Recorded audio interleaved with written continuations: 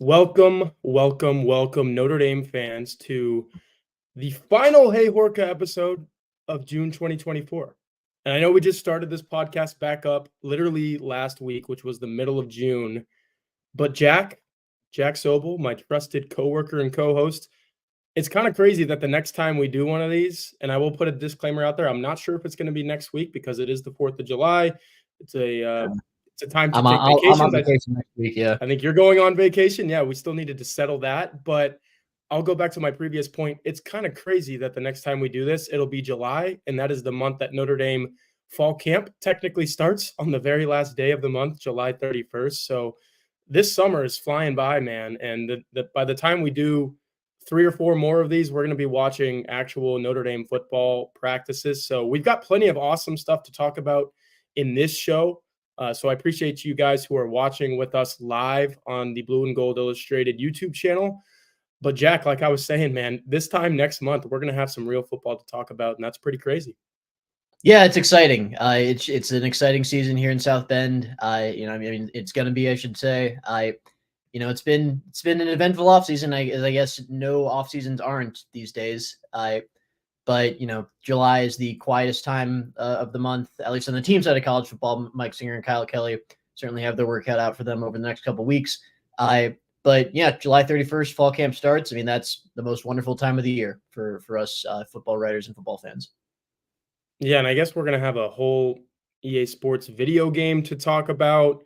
And I guess we can kind of let's start with that, Jack, because I want to let everybody know that the first couple of minutes of this show every single week, if you guys know the format, we're going to get into 3 to 5 football questions from Blue and Gold message board subscribers. And that's kind of how this show operates. We dive in 10 to 15 minutes on those every single week. But I think Jack and I both agree that it's pretty important to maybe talk about some news as well. So I'm going to put this on the screen here.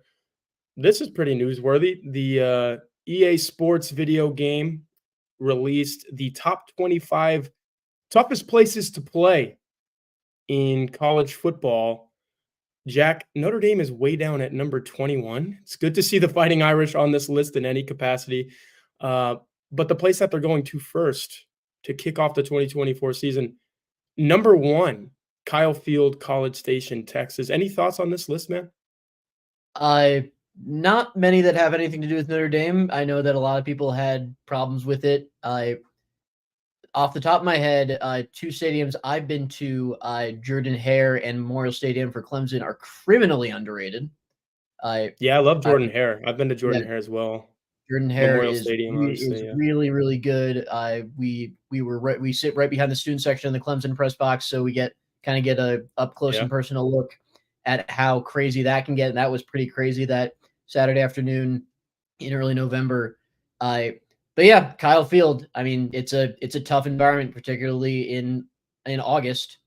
It is a tough place to play when the Texas heat, as you know all too well, Tyler, is coming down on you. Yes. I'm not surprised by where Notre Dame is at, but I'll let you go first. Yeah, I mean, I guess I'll jump in on that very last point because that's the most topical and relevant point.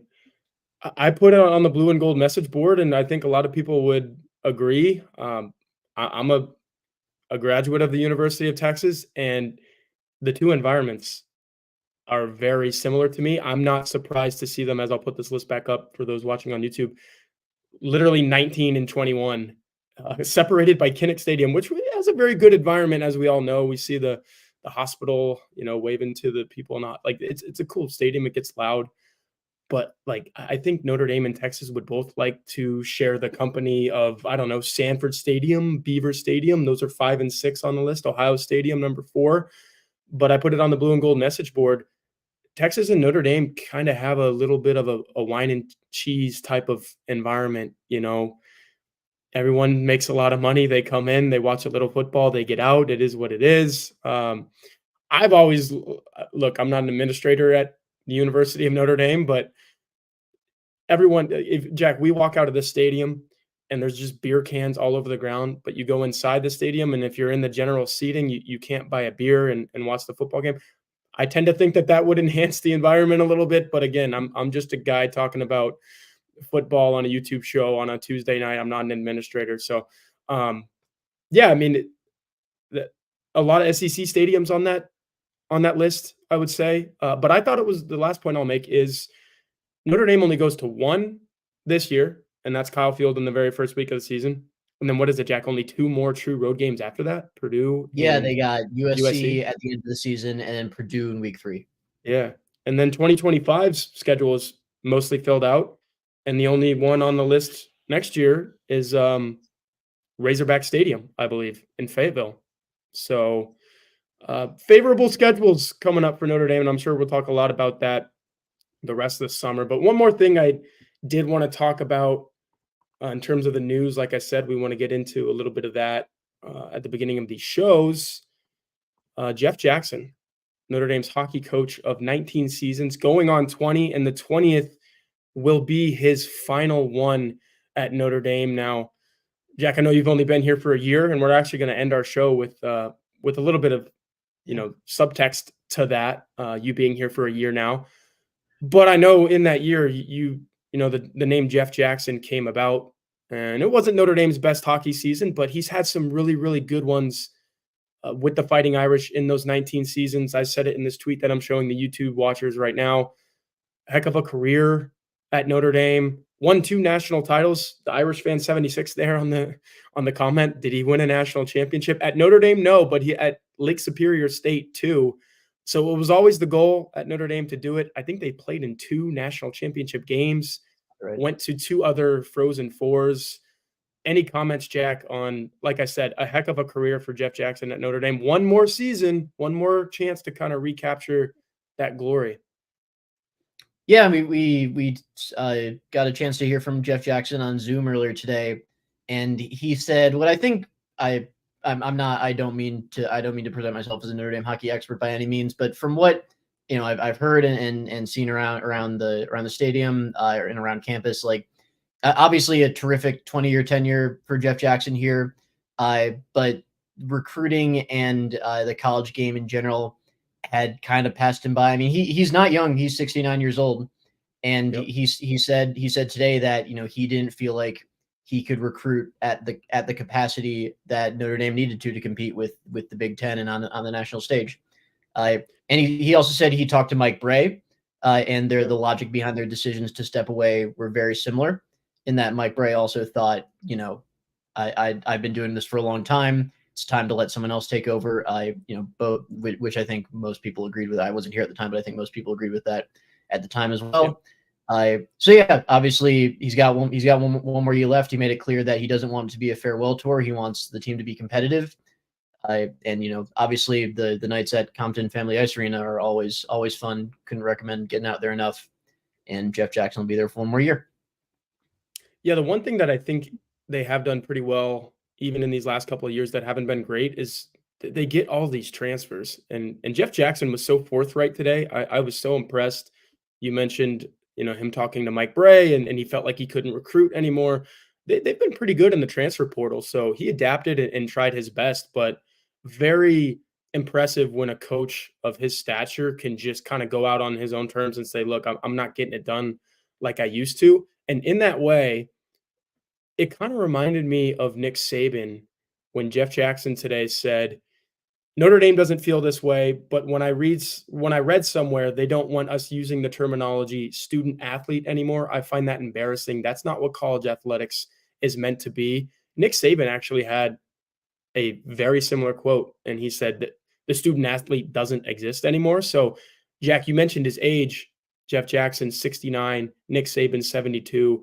I think it's 2 guys, and we're going to see this more and more. Maybe if this was 10 years ago, those guys coach until they're both 75, because Nick Saban was on the doorstep of a national title last year. And I think he could have said, you know what, I'm going to win one more and get out. And he probably would have, but it's this kind of a sign of the times that he was like, you know what, I can't just be in this space anymore. And I think Jeff Jackson feels the same way, because another thing that he said today that was very striking to me was, this is not a retirement. This is me just not being able to be the head coach at Notre Dame anymore. So Yeah, I think that about feel like, wrapped that. Yeah. Any more comments? You got the floor, man. yeah, I feel like the making every coach leaving be a referendum on college sports does get a little overplayed these days. Mhm. And obviously Saban's not the only other coach to recent years to leave and say something similar to that. I but yeah, I mean, you're right. The head coaching in college sports has become a young man's game. I think Yeah. I remember something Mike Denbrock said when he first started as not first started because he started in like 2000 at Notre Dame. You know, in his current tenure back in February, he said he was asked like, "Do you have any interest in being a head coach down the line?" And he said something like, "You know, if a rare opportunity presented itself, maybe, but otherwise, like." I think he's perfectly content letting Marcus Freeman deal with all the intricacies and evolutions. I'm trying to find the word for that. Evolutions of college Yeah. sports. Whereas he just calls plays, recruits quarterbacks and tight ends, and coaches at a place where he loves. And I think a lot of the we've certainly seen a trend in recent years of a lot of the head coaching hires lean younger, and these coaches leaving are the natural evolution of that. I think. Yeah, and I wrote the tweet that I just showed everybody was kind of what I used to get my story out that I wrote today about this whole situation, and it ended with the point that you just made. Marcus Freeman is 38, and somehow, even amid this crazy landscape that is college athletics, he's got Notre Dame recruiting at maybe the best level it ever has, which is impressive.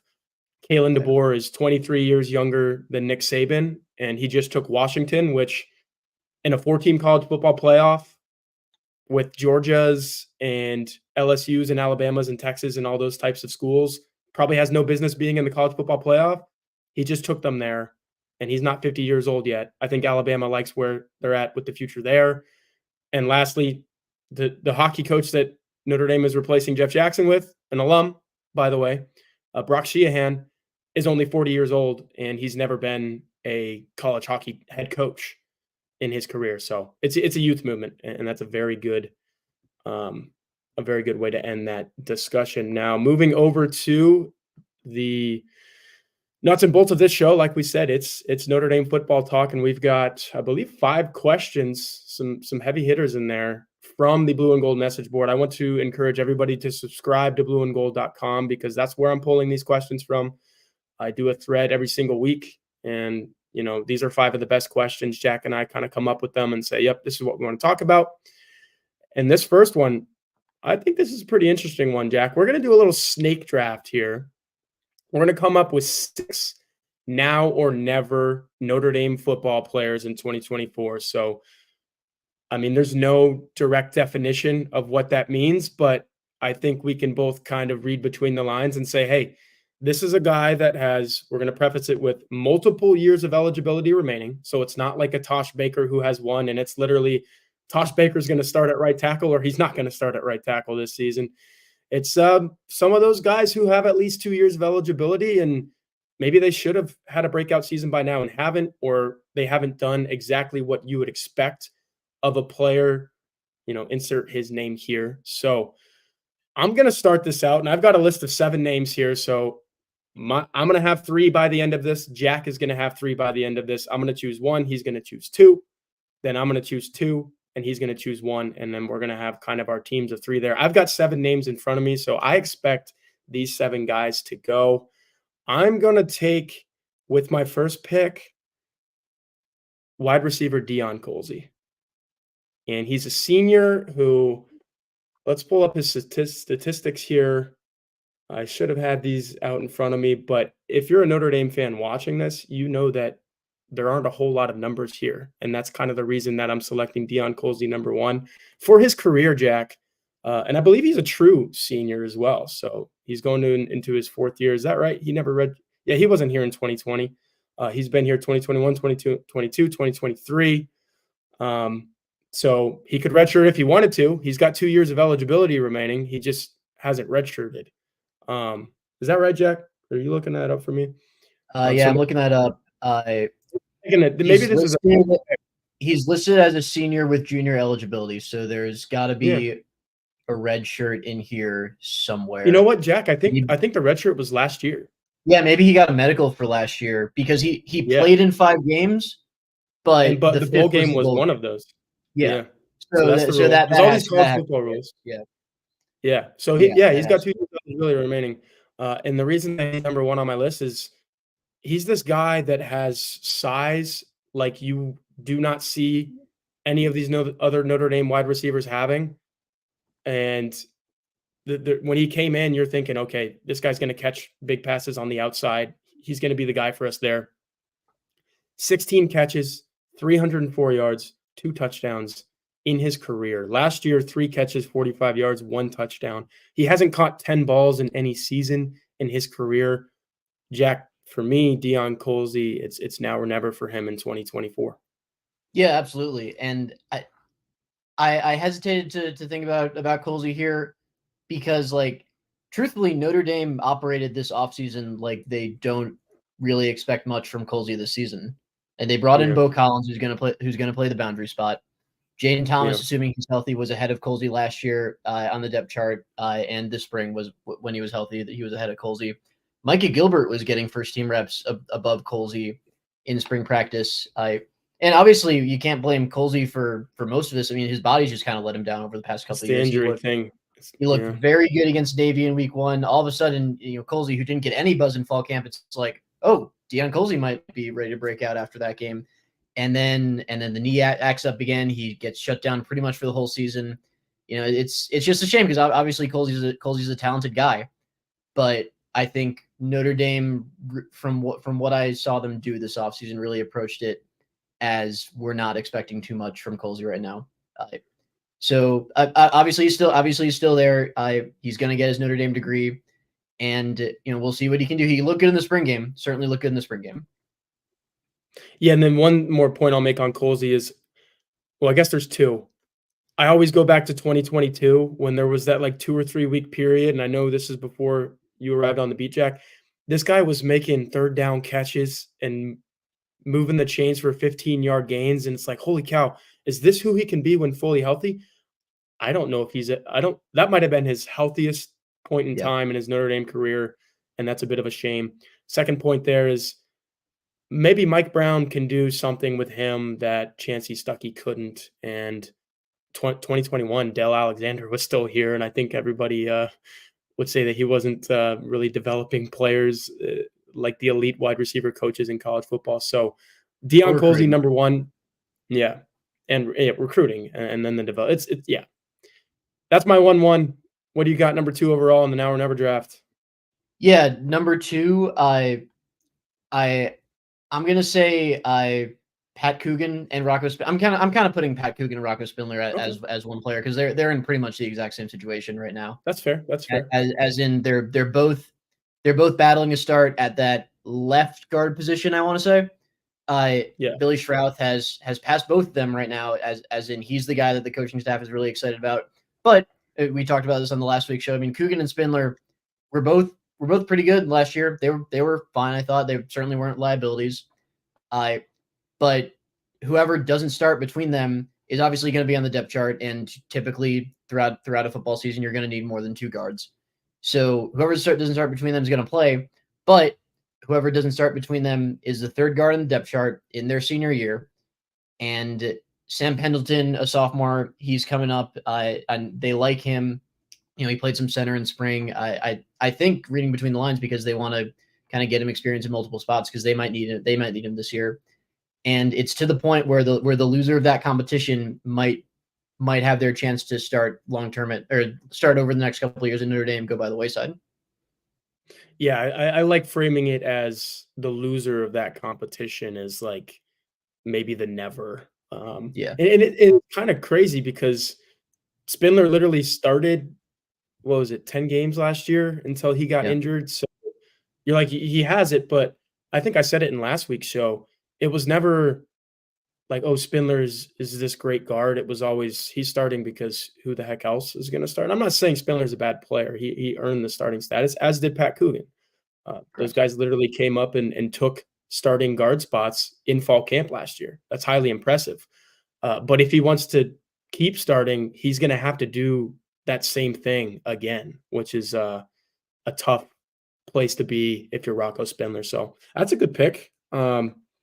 And it makes my next one more interesting because I wasn't going to go that route in my Yeah, top 3, but I'm going to side with Mark with glasses here in the chat.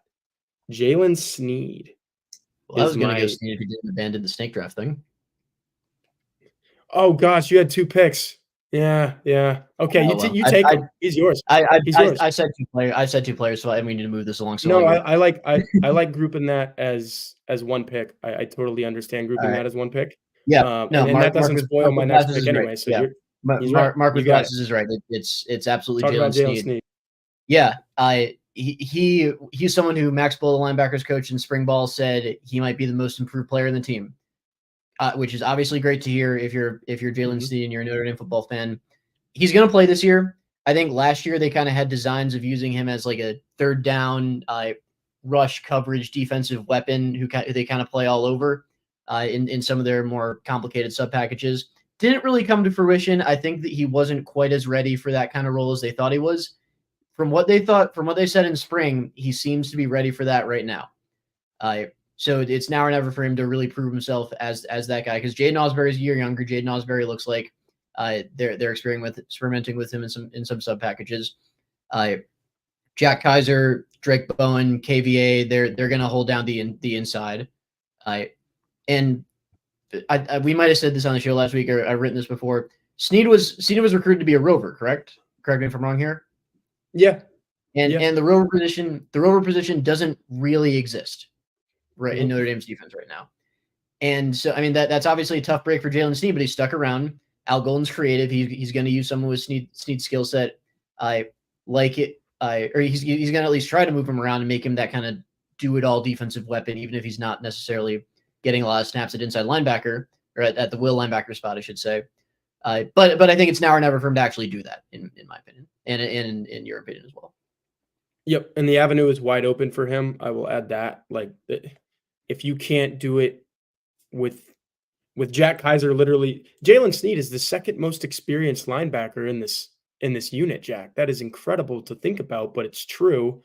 And even with the rover position being phased out, it's now or never. Like, you have to do it now, Yeah. or you're probably never going to do it. So I was going to pick him, but I totally had forgot about the snake draft. But it worked for you to pick him, and I'm glad it did, Yeah. because now I get 2 picks, and we'll finish with Correct. your 1 pick. A lot of really good options here. I think there's a certain wide receiver that you could lump in, but I'm not going to pick 2 wide receivers to start. So I'm going to go with Junior Tui Halamaka, and he's my number 2 pick here for my 3. He's my middle pick, because I think there was a lot of people. You go back, Jack, when Tui Halamaka was a freshman, and even Marcus Freeman was saying this is the most college-ready guy. And I feel a little bad for him, because it feels like he's gotten lost in the shuffle of, was he going to be a linebacker? Okay, no, we got linebackers for a couple of years here, and Maris Leah found JD Bertrand. We're going to move him to defensive end.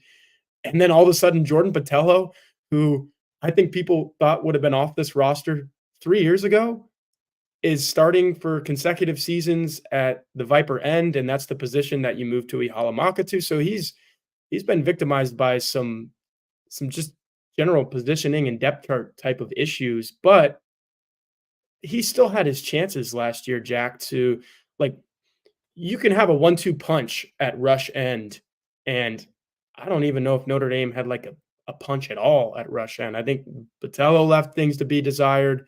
They tried Tui Halamaka. They tried Josh Burnham, who I suppose you could also mention in here, but I'm mentioning Tui Halamaka because, to me, going into that last season, it felt like Notre Dame wanted him to be like the 1B to Patello's 1A, and it ended up being like a 1A, 1B, 1C thing, or like, I don't even know if you can put Maybe 1 like next to, it was like a 1 and then a 2A and 2B and 2B yeah, with 2A, 2B. So, Halmaka and Burnham. And Burnham's at the strong yeah, side defensive end spot. And I was right. actually thinking about just like lumping all the junior and senior defensive linemen together, It wouldn't because have been a bad play.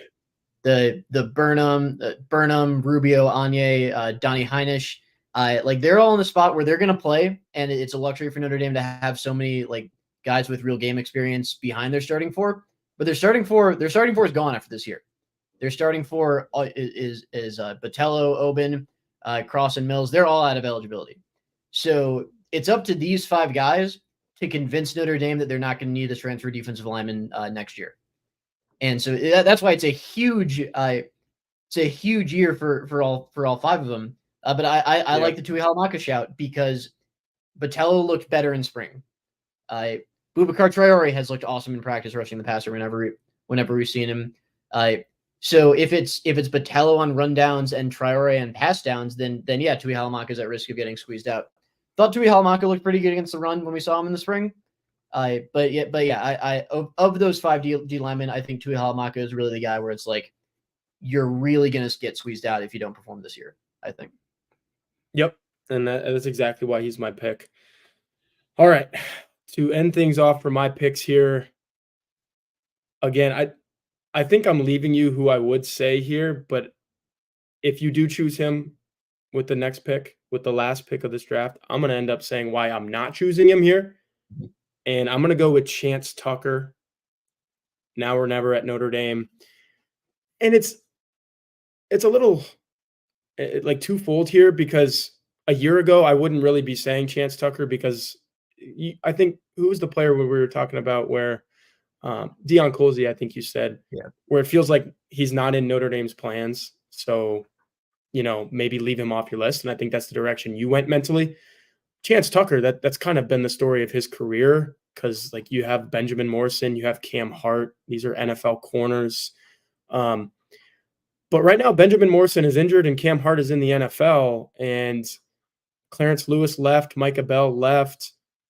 All of a sudden, Chance Tucker might have to like at least be a little bit in Notre Dame's plans as a depth piece. Like he might have to give you a series as soon as that Texas A&M game, especially if Benjamin Morrison is not playing. And that's, I mean, Benjamin Morrison gets more likely to play as every week goes on. If he's going to miss a game, it's the Texas A&M game.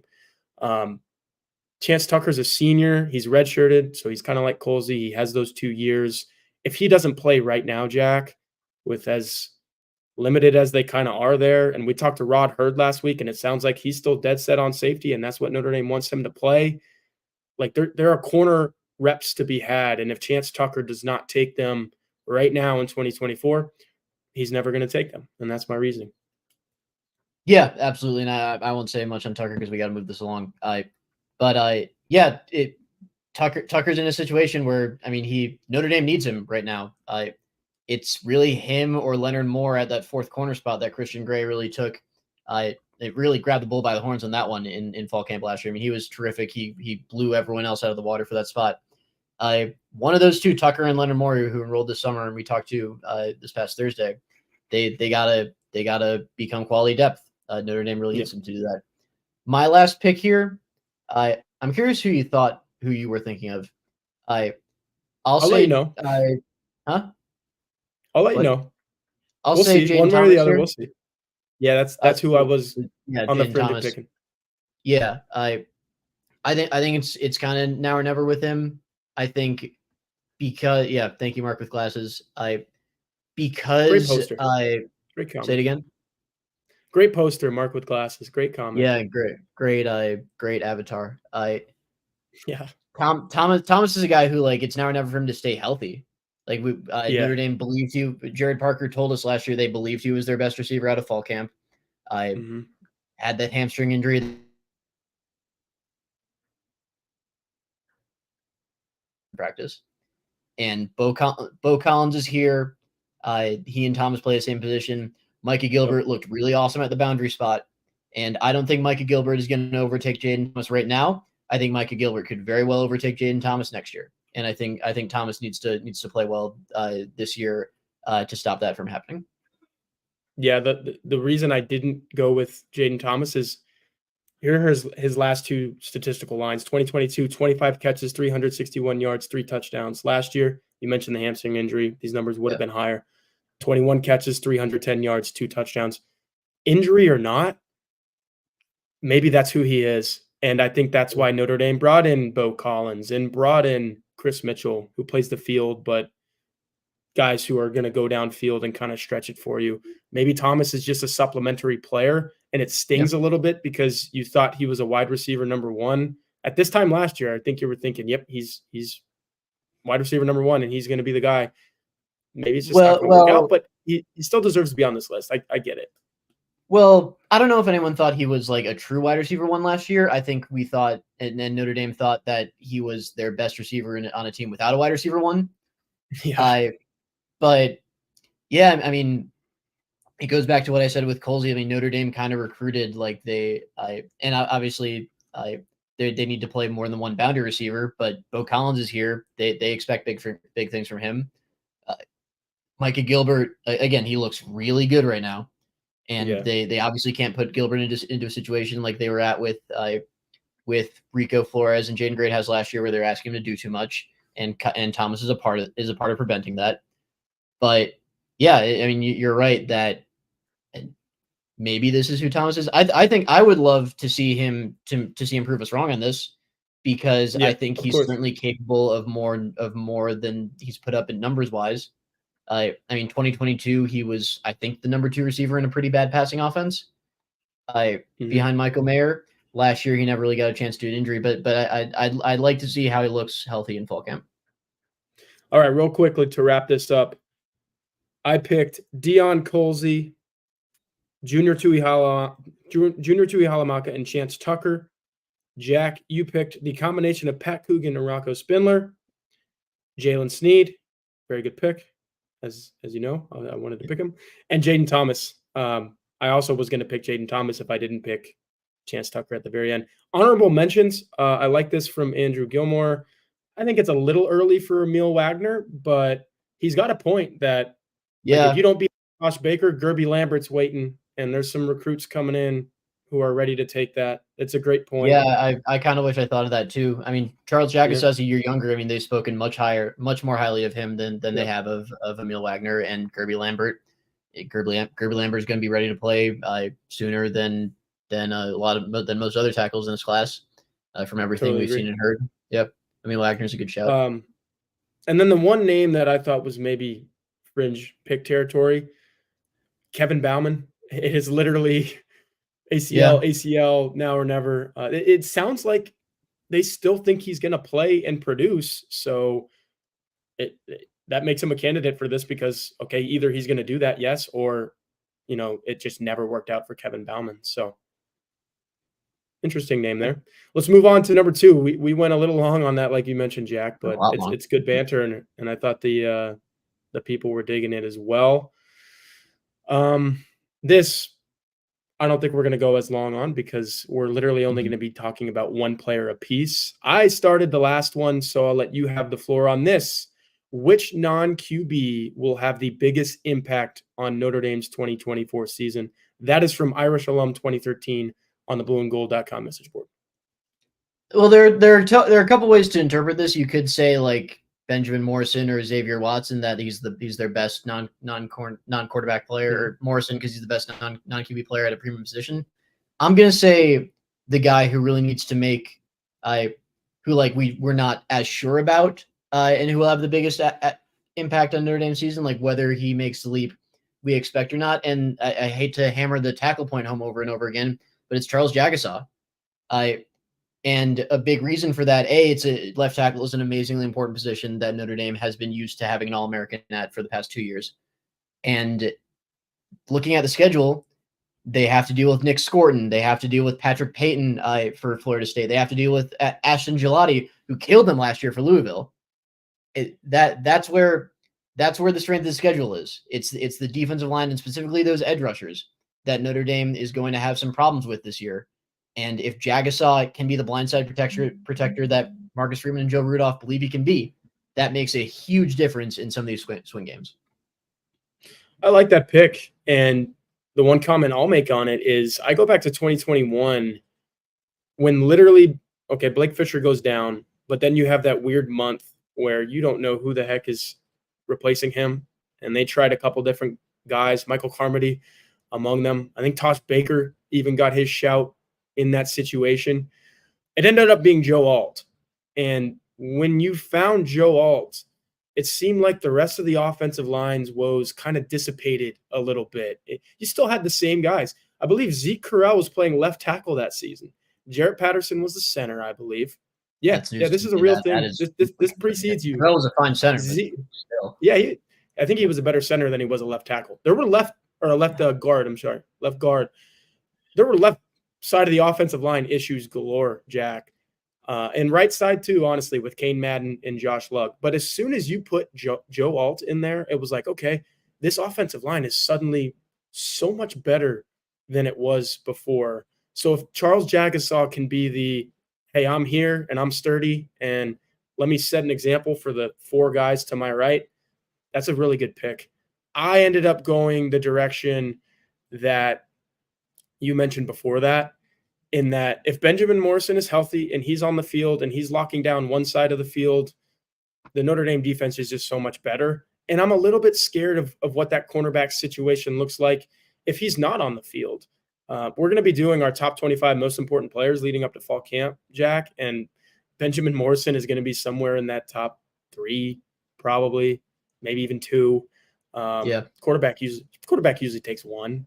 No spoiler there, but that, it is what it is. But Benjamin Morrison feels like a very important player just because he's an NFL corner, and to have that locking down one side of the field is so important. And without him, I mean, I talked about this probably on this show last week, and I've written about it, and I think you feel the same way.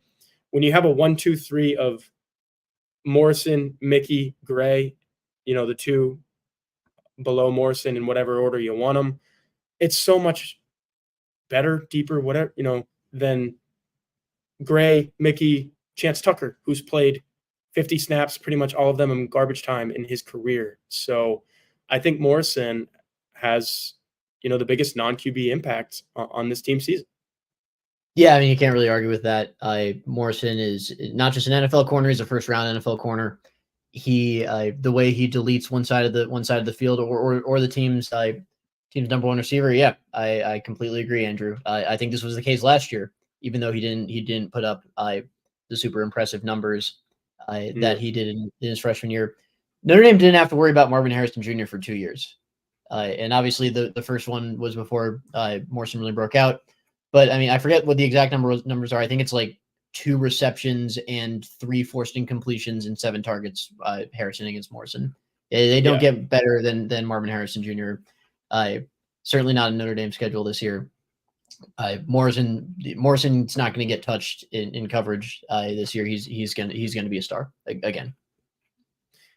Last thing that we'll say on this, and I know that you kind of say it, running backs are, I'll let you fill in the blank with adjective, obsolete. I don't know what you would say, but Jeremiah Love, the people making that case. I want Jack noted running backs grow on trees or whatever you say. I don't know. I know your stance. I'll let you articulate it. Why not Jeremiah Love? So the case for Jeremiah Love would be how they can use him in ways that are not running the ball, as in like getting the ball in his hands in space. Because like he's probably their most explosive offensive player, and that's not nothing. I think I have been of the opinion for a long time that running back is probably the most replaceable position on the field. A weapon like they intend Jeremiah Love to be this year is not. And I think given how many ways they're going to use Love this year, I wouldn't say he's the most important player, important non-quarterback on the team. I do think he's more valuable than like a traditional running back. Yeah, he's like, I'm trying to think of a comp. And obviously, I think somebody mentioned earlier that we're a couple of young bucks, Bleeberg here. So we don't have we're not able to draw on all these experiences that you guys are, but like he can be I don't know, what's the Notre Dame comparison? Like a Rocket Ismail? Was he all receiver or was he taking some backfield carries too?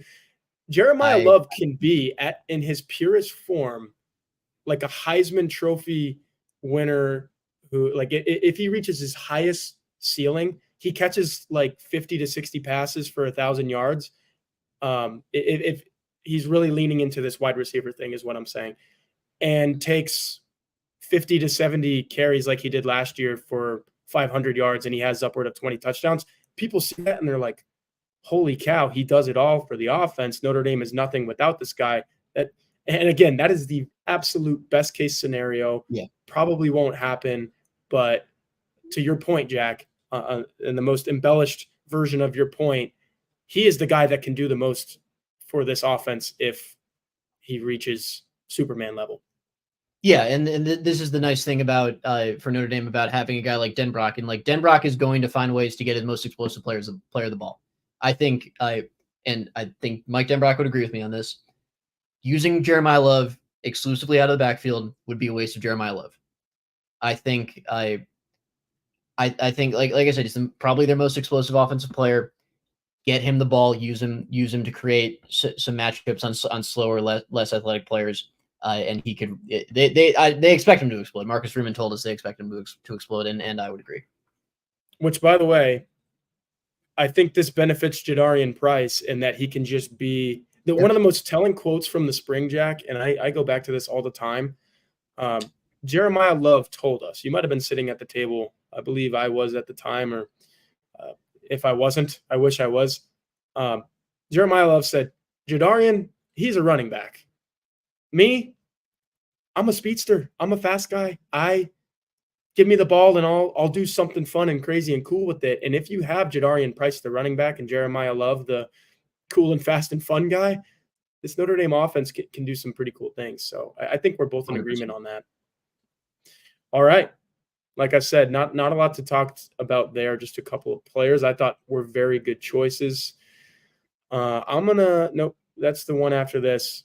So next we're going to, and from trusty Aerofan 624, one of the best posters on the blue and gold message board, where can Marcus Freeman make a tangible improvement this year? So much made about this being year 3, and it all clicks for Notre Dame coaches in year 3. I'm going to take the Notre Dame, blue and gold blinders out of that equation and just say it's not Marcus Freeman in year 3 at Notre Dame. It's Marcus Freeman in year 3, period. And what I wrote on the blue and gold message board in response to this question was, maybe this year Marcus Freeman can prevent 10 men on the field against Ohio State, or he knows when to call a timeout and when not to call a timeout. There were some clock management issues last year, and he just knows how to be a better head coach. And I know this is a very broad, boring answer, but I think he can make tangible improvements across the board, Jack, because he's just getting these reps. He's going to be a better head coach, you would hope. He's going to understand more about what he's doing. Yeah, absolutely. I think my answer to this, to specify this a little bit, would be I agree with the in-game angle. I think he's been open about this since before I got here, since he took the job. That he's going to be a better head coach overall in year 3 than year 1. The in-game angle certainly applies.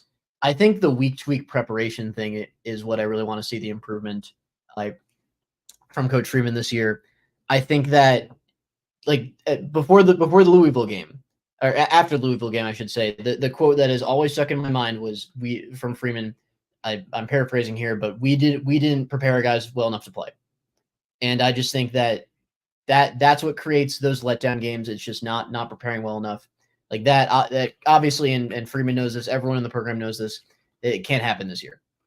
And I think to some extent that happened against Clemson. I think some of the mistakes that they made in that game, whether it would be muffing a punt, whether it would be throwing a pick 6, whether it would be taking a poor tackling angle and allowing a 45-yard touchdown run, like that, those mistakes swung the game. That's a preparation thing to me.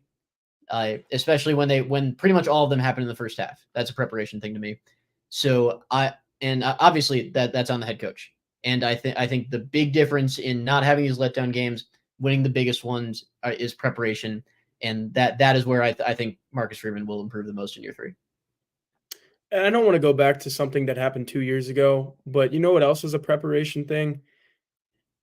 Losing to Ohio State in a pretty rough, tough, contested football game on the road, coming out of that thinking, okay, I vividly remember speaking to Notre Dame student athletes the next week, Jack, before their home opener, which is the point that I'm about to get to.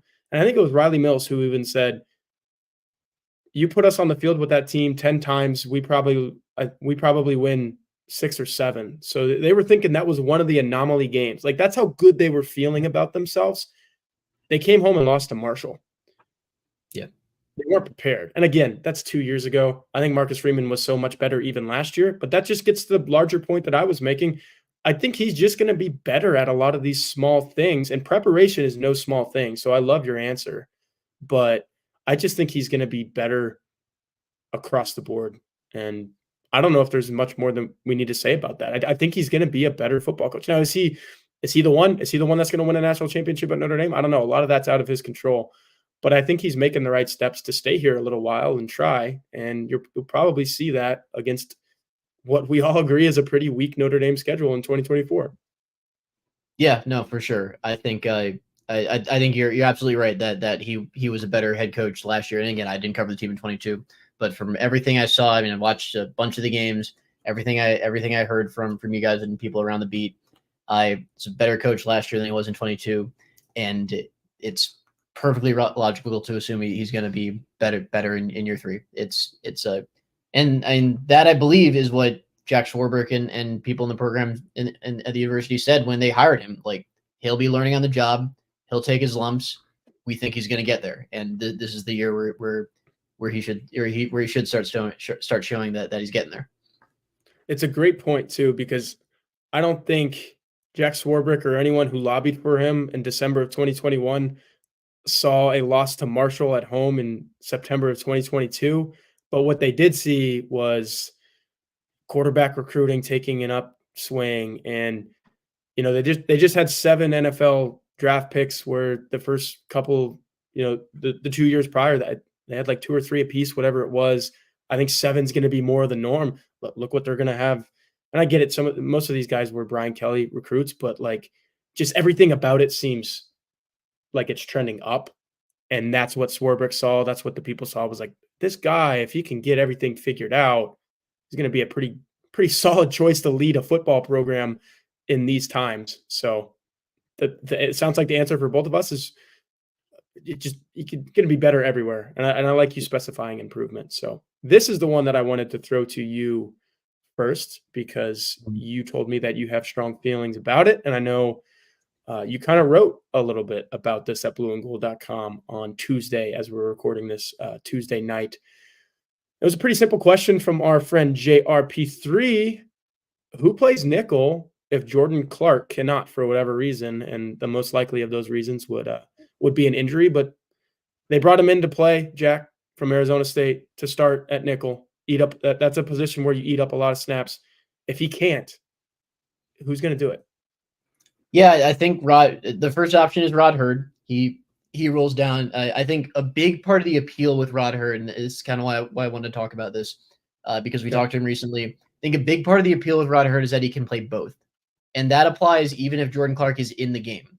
Like, what they did a lot last year, especially against like the NC States of the world, who couldn't really gain ground on, who couldn't really get into third man duel situations, got in a lot of third and longs.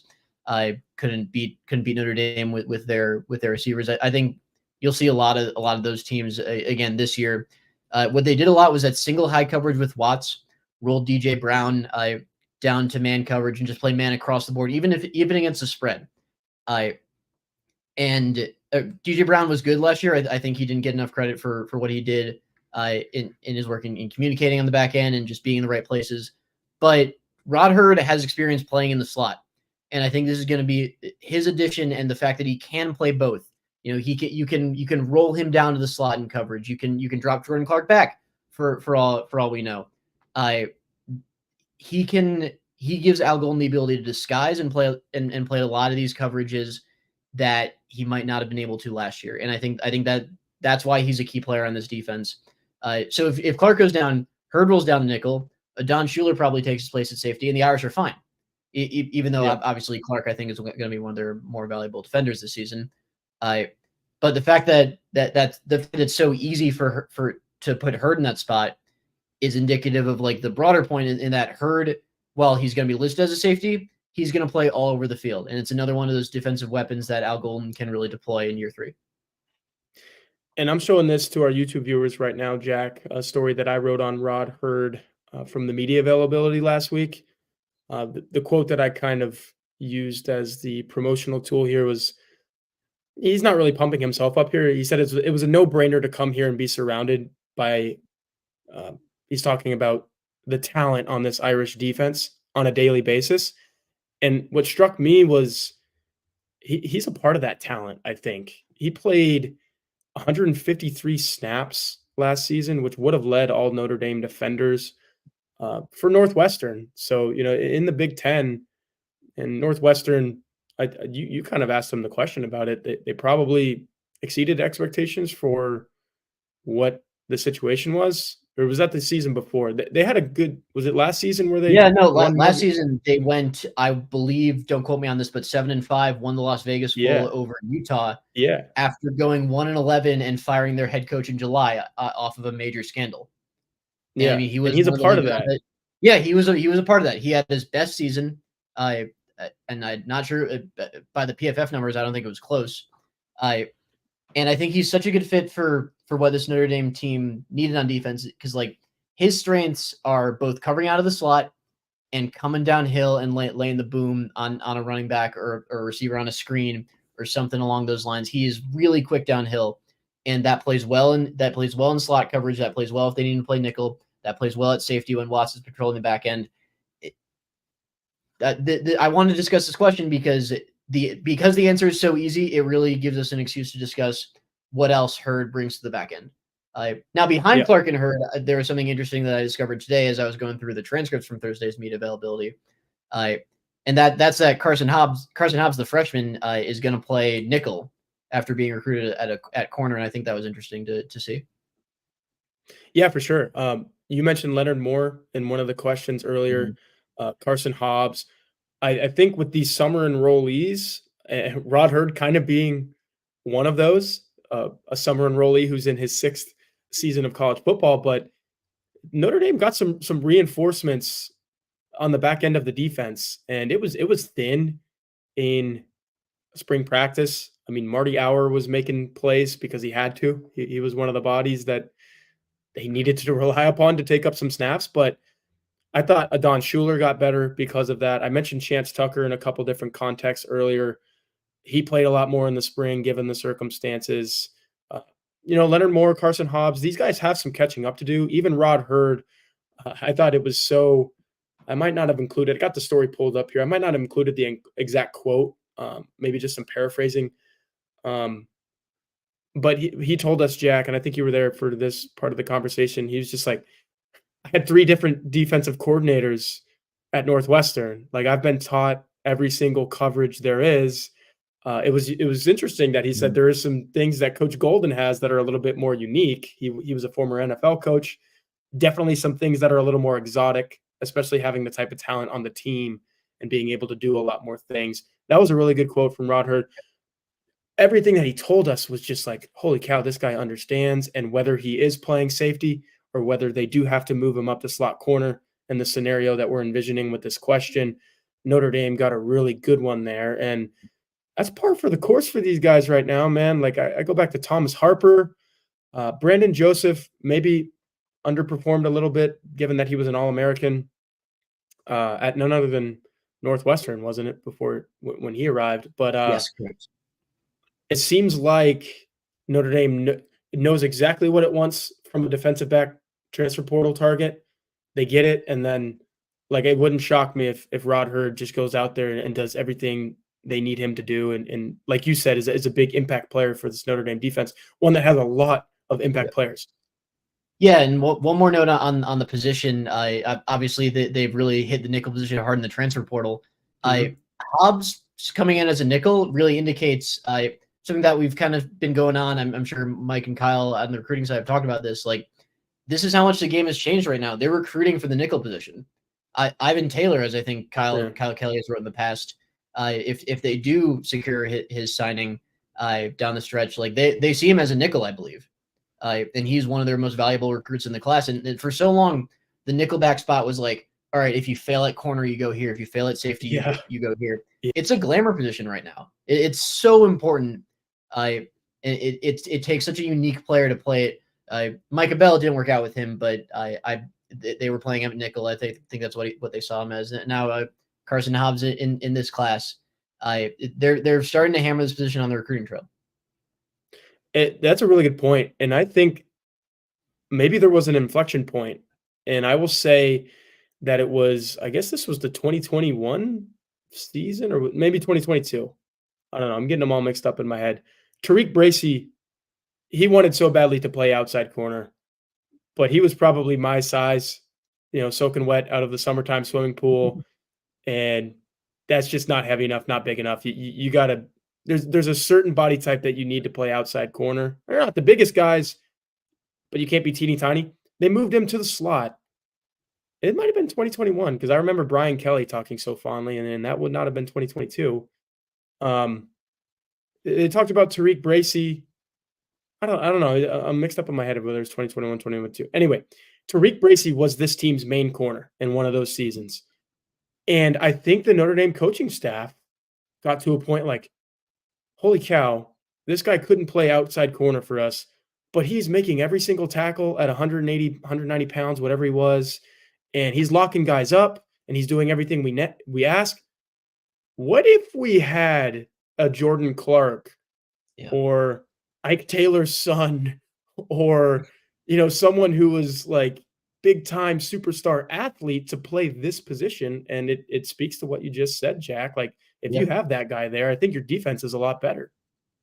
Yeah, absolutely. And again, the example you pointed to is like I said before, like this is no longer a position where you go if you fail another position. This is a position that you play coming out of high school. This is a position that they really value in this defense. Yeah, really good stuff there. And we've seen it's the reason why the rover position is dead at Notre Dame is because the nickel position has such a high emphasis and a high usage right now. So, all right, it's been about an hour. We're going to wrap up with one more. And Jack, this is another one that you selected. And I'm going to preface it with, I like kind of ending the show with something like this because I've been here for 3 years now. And this is going to be my fourth football season to cover Notre Dame. And this is a question I still get asked. I got asked it literally today in the Hey Horka thread is, hey Horka, you're from Texas. You worked in Mississippi for 3 years. You weren't a Notre Dame guy before you got here and started covering the team for blue and gold.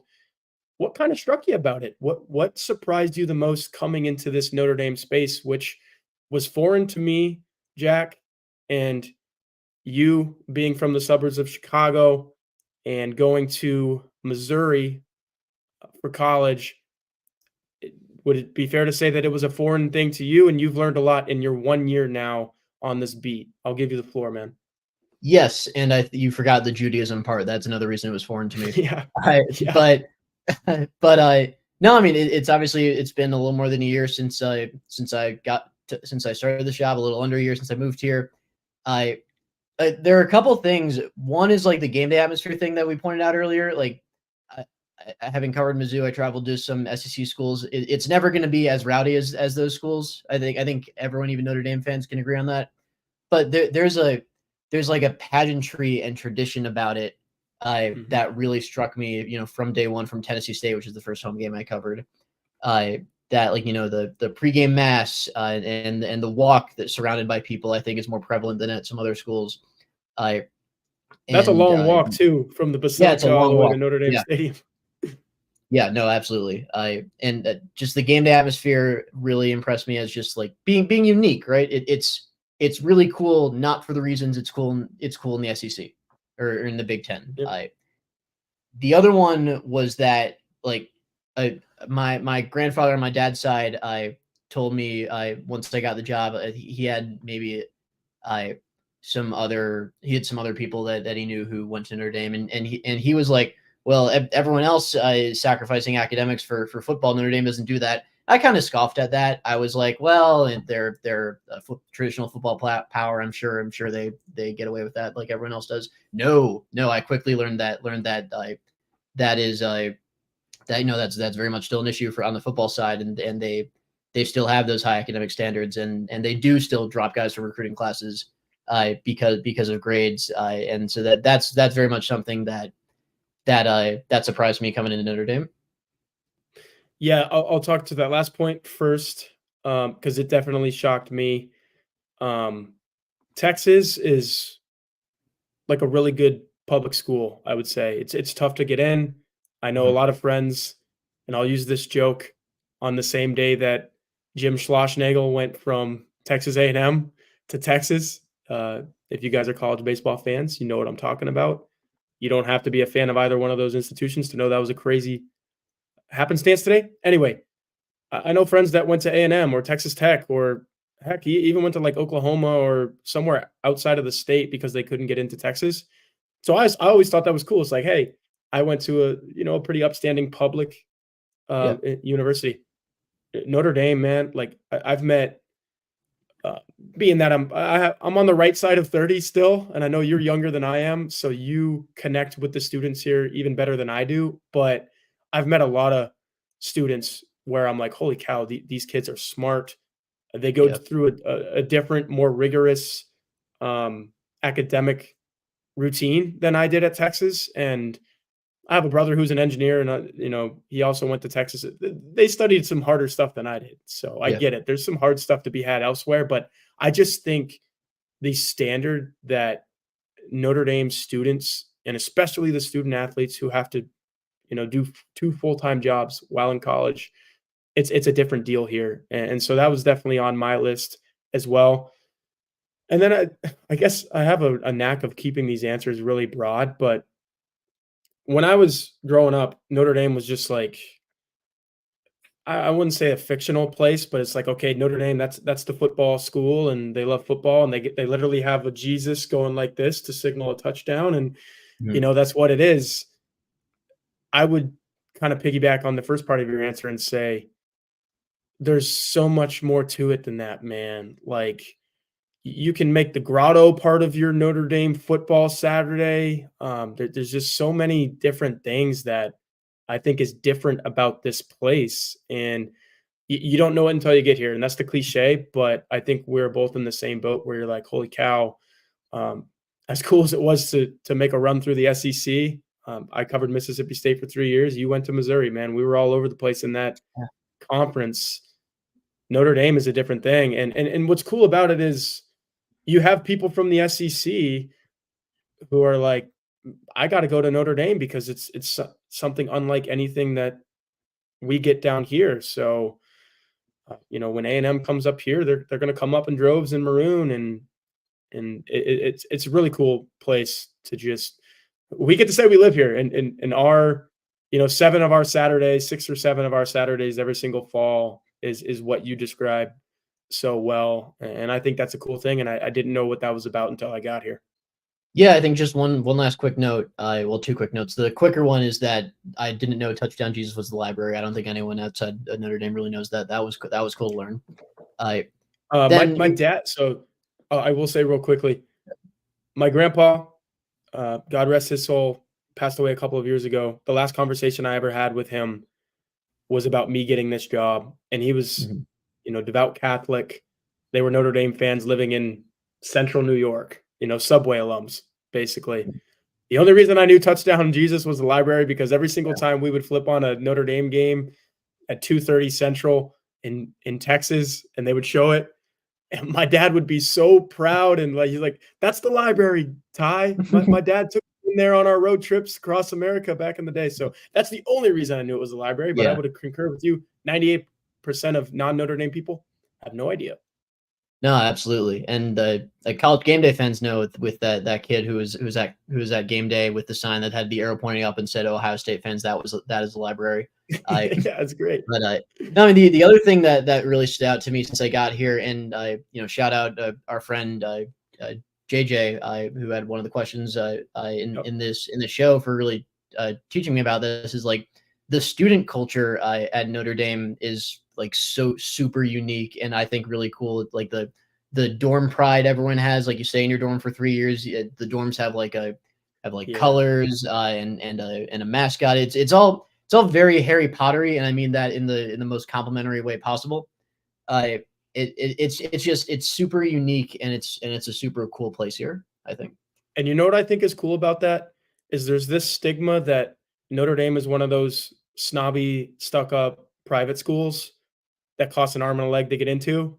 The last part of that is Well, probably yeah, I was gonna true, say and definitely those costs I'm gonna like to get into, there's a but yeah, lot I'm of certainly people down watching for it. this, Yeah. um, that know that. I didn't live in a dorm at Texas for 1 year. There's 60,000 students there. They literally tell you, "Hey, if you think you can handle living in an off-campus apartment from freshman year, go ahead. It frees up some Yeah. space Yeah. in Jester or whatever dorm that you're gonna be living in."